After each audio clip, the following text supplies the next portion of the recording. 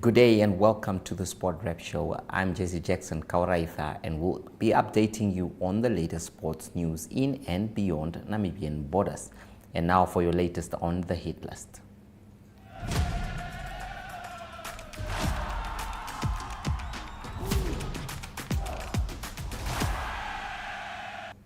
Here we start off with football news. The Depth Marine Namibia Premiership table is gradually taking shape as some teams edge closer to the summit, making for an exciting season ahead.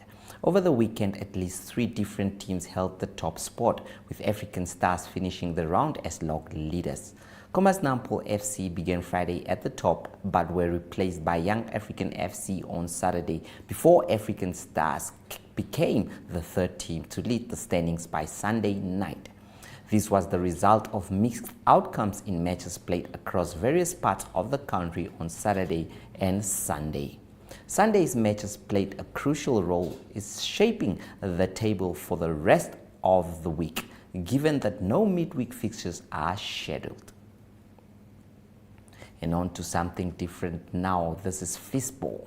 Cohen Fistball Club 1 defended their Category A title over the weekend in the season opening tournament on Saturday at the Escavia Fistball Field in Windhoek. The home team, Escavia 3, also celebrated a resounding success of winning the B Category Cup in the opening tournament. The junior under-13 category was well represented by several teams, with Escavia B emerging victorious in the competition. The matches in the senior category were played in round-robin format, and Cohen FC was one of the surprise packages of the tournament after winning all their matches to reach the final. Cohen FC won. The other finalists in the competition advanced to the final after displaying fierce competition and defeating Swakopmund Fistball Club and Escavia 2. It was not the best tournament for Escavia 1 and Escavia 2 as they finished in the last places of the opening competition. However, it was still an important victory for Cohen FC that felt that they are building on this tournament to go ahead and win the season. Also in Fistball news, the spokesperson of Fistball, Helmo Means, announced at the same venture that the national team will begin its preparations, that is for the World Cup that is coming up. So it is indeed going to be one of the best preparation tournaments that they will have as they prepare for this big one. The best finishes in history for both its national men's and women's teams were cause for celebrations for Namibia hockey as the FIH Indoor Hockey World Cup concluded in Porek, Croatia on Sunday.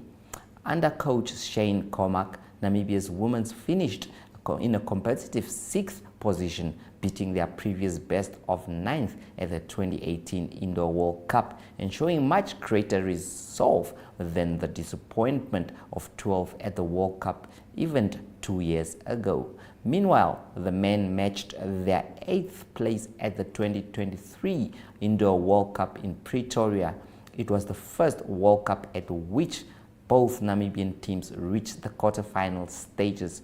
On Sunday, the women went down 6-1 to Belgium in the 5th place, while the men lost 5-4. We will now visit the marketplace, and after that, it is the spotlight. Do stay tuned. Taking flight has never been easier. Paratus is introducing Sky-Fi internet packages with speeds that will have you reaching for your seatbelts, starting from $500 Namibian excluding VAT per month, with speeds reaching up to 10 megabits per second. There's even a prepaid option where you can top up your Sky-Fi internet for just $15 Namibian per gigabyte. No contracts, no fuss. Visit your nearest Paratus branch to find out more, or go to paratus.africa/Namibia to sign up online. Always prepared, Paratus.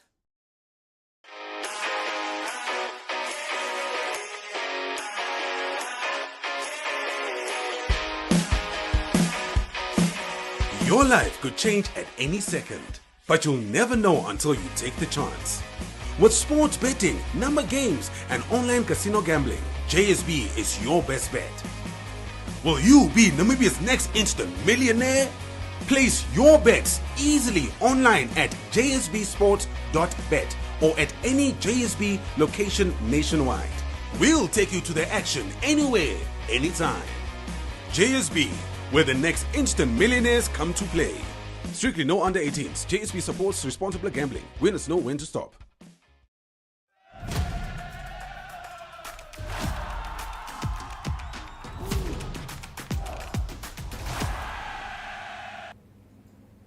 The Ministry of Sport issued a directive indefinitely suspending all sporting gatherings and events during the mourning period of Namibia's founding president, the late Dr. Sam Nujoma, effective from 9 February until the completion of the state funeral, which is generally expected to happen on the first or second weekend in March. Obviously, today we met with Olsen Kahiriri to get his views about the latest directives. Everyone has been complaining about the directive, believing that it is not the time or the place for sports to be put on hold, stating that there are many people that are going to lose that is revenue from this. There were things like the MTC Maris Cup that was supposed to take place this weekend in Marienthal, but all that has been postponed. There were the Spa Marathon press conference that was also supposed to take place today. It was postponed. A lot of events, sporting events and gatherings in Namibia have been put on hold. Obviously, many people have different views about this, but let's hear from the view of that is well-spoken and outspoken Olsen Kahiriri. Good day, viewers, and I'm joined here that is by a labor unionist, a football panelist, everything. You can give him all the names, a politician as well. That is Olsen Kahiriri. Welcome, sir. Thanks, Jesse, for us to have met in 2025. Yes, it's always. You know, the last time we met was Christmas time. Christmas time, we did have something in the mix there. Yes. Well, we are here for a different topic, though.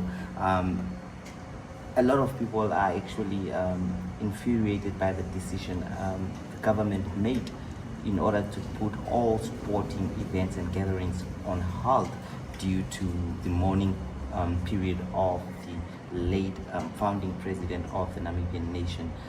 May his soul rest in peace, Dr. Shafeshuna Daniel Nujoma. So what do you make of this decision by the government? Yeah, first of all, Jesse, one would join the whole Namibian nations to send the condolences to the family, the Nujoma family, who are grieved in this loss of a great man, a leader of our time. We are a testimony to what he did to this nation. So it's a big loss, and we join the whole Namibian nation to mourn such a big icon of our lifetime. So as you rightfully said, things happen. The president is no more, but there were, I don't know whether it's secular or directives that came out that we are suspending sport activities. But today we also, if it's not today, but late yesterday, we also received secular also from the Minister of Information and Technology, discouraging the Namibian people from activities that would what is the word they use there? They will seem as celebratory, disrespectful yes, to the mourning of the president, and so large public gatherings are not allowed this time and place up until we have buried the president, the late president. Now, for one to have taken that, one should have derived such powers from the Namibian constitution. That's why today you see political parties are in court, trying to argue the powers that the president has to suspend or extend or make decisions. And one of them are these. Someone works in the Ministry of Sports, and in terms of the Constitution, has limited powers, administrative powers, not powers where one suspend Chapter 3 of the Namibian Constitution. You can't suspend it. But there are times that you can suspend it in terms of state of emergency. You remember the COVID time. Such rights were suspended. But before they get suspended, the president declared a state of emergency. It becomes a proclamation, and once it becomes a proclamation, everybody is bound to that proclamation. Now you are suspending fundamental rights. And from a logical perspective,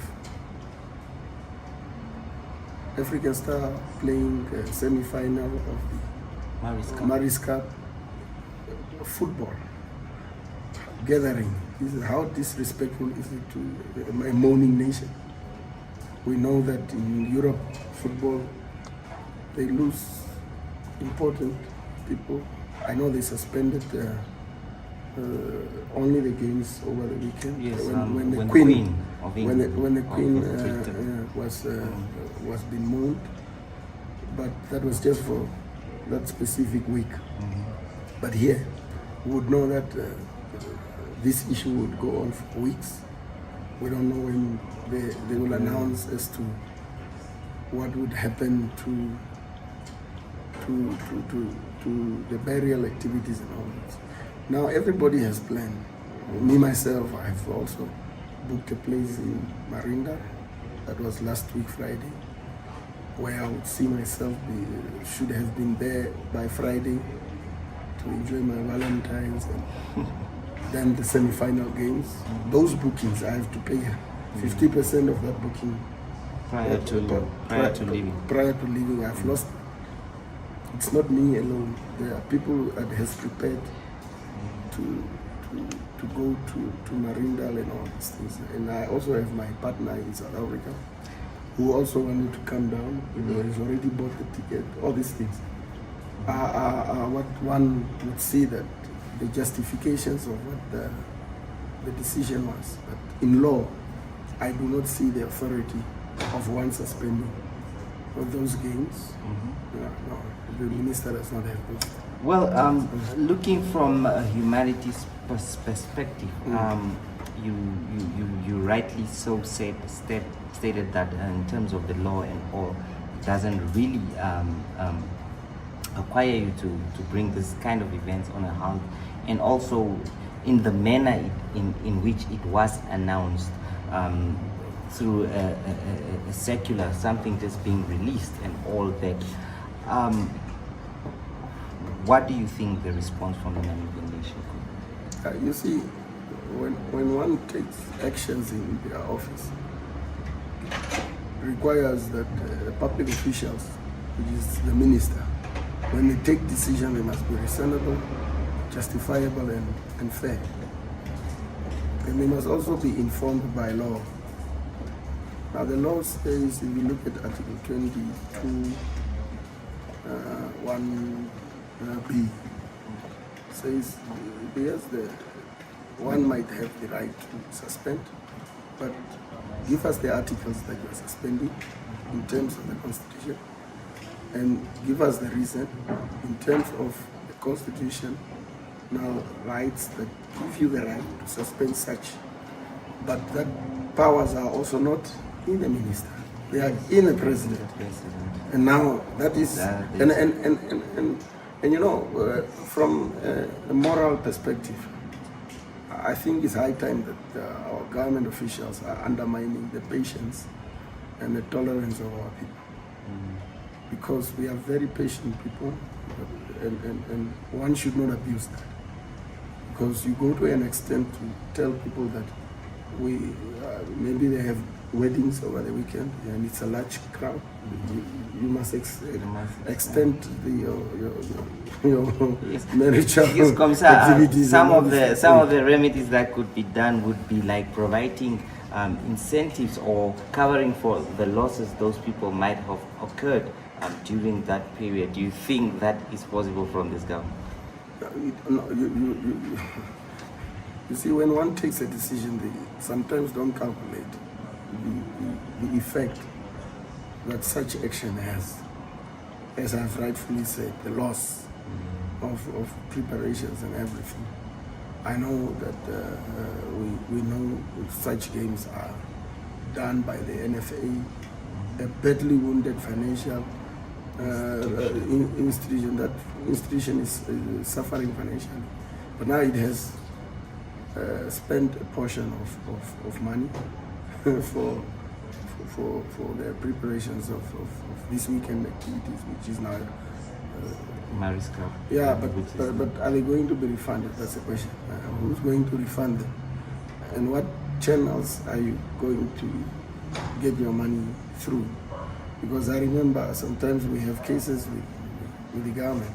They would come there, an official would come there and would agree with you, but when it comes to payment, it's back and forth, and you just forget about that. So that's the bureaucracy that one has. But now a decision is taken and there's these repercussions. But maybe next time, because this is not the first time we lose a president of the caliber of the current late president. We had a president that was in office who passed on. Just within hours, we found a replacement to him. That's the tolerance I'm talking about. Yes. And the patience of these people. But nothing was suspended. It was business as usual, and up until the burial of the president. Sometimes we exaggerate and want to escalate people at levels that would sometimes make it bad for the receivers. Sometimes would make bad judgments and say, why is this person being treated special? Why this one was not? So we sometimes invite this discussion, which is unnecessary. You see, we divide these nations by actions we are making. That's why people are now frustrated from their home, because they have their plans in terms of what they are going to do for these 2-3 weeks that is going to come. And I know that this president will be buried in 3-4 weeks. All right, thank you so much. That was the voice of Master Olsen Kahiriri, making some points there about the current situation that is the halting of sporting activities in the country. Thank you so much. Thanks for having me.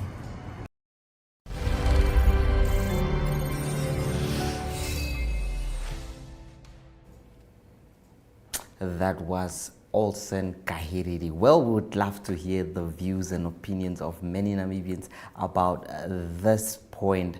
Definitely something that is so difficult to take in. What we heard is that schools are actually allowed to have this mini events in order to have their inter-highs and stuff like that. That's what word that we had from a press briefing that was held, that is at the MICT buildings. So we hope that they will be able to stretch more on this and actually be able to give people enough time or to give an understanding in terms of what is going to happen, because many of the people are just demanding for answers. They don't know how long the mourning period will be, and obviously like football clubs, football players are calling to inquire that clubs do pay these players on performance basis and on playing basis, and imagine if they were to be on hold for an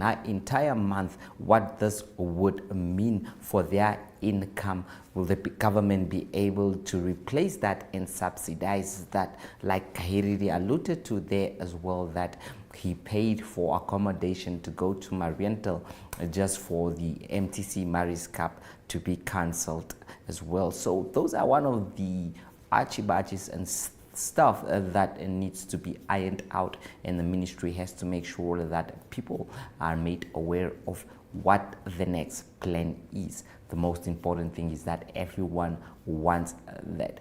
We'll go for a short break, and after that we'll hear from Nesta Tobias on the upcoming boxing plans.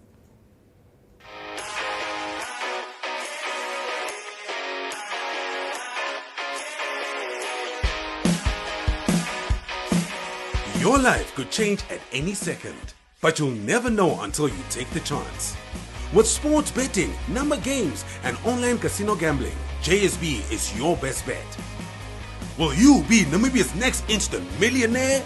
Place your bets easily online at jsbsports.bet or at any JSB location nationwide. We'll take you to the action anywhere, anytime. JSB, where the next instant millionaires come to play. Strictly no under 18s. JSB supports responsible gambling. Winners know when to stop.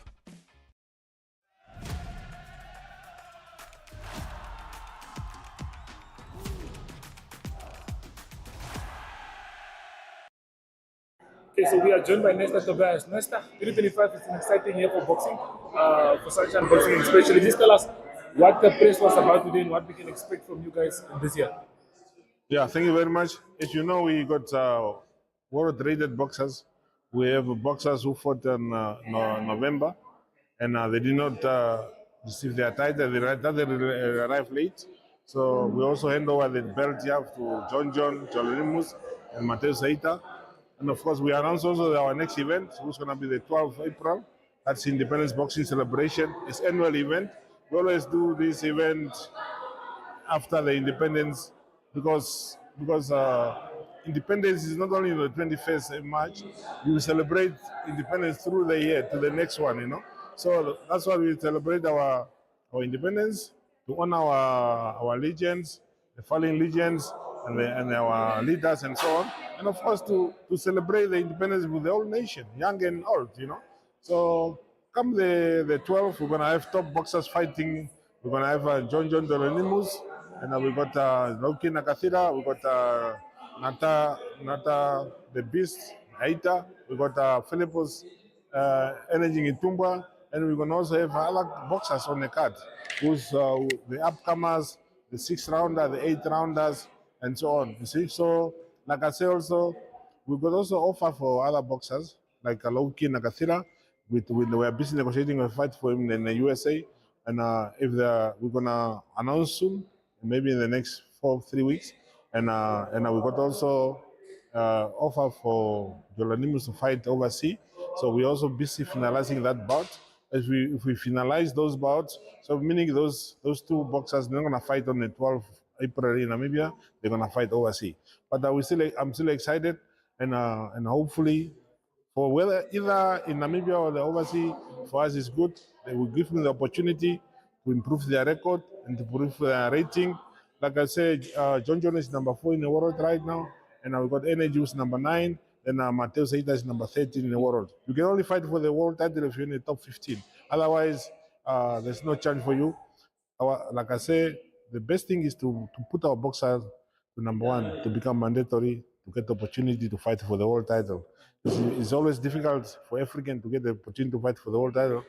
That's why we have to work more harder. We have to get more investment. That's why we have to thank our main sponsor, MTC, co-sponsored by PST Bet, and of course other corporate, and especially the boxing fans who buy ticket to support boxing all the years. Okay, good luck with the event on the 12th of April, and we look forward to seeing the boxers in the ring. Appreciate it.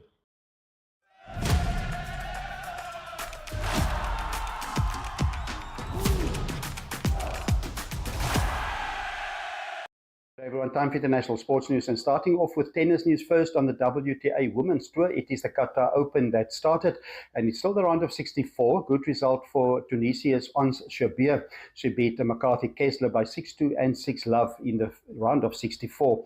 And also not a good result first for Emma Navarro. She's number 8 seed, and she lost to Leila Fernandez of Canada.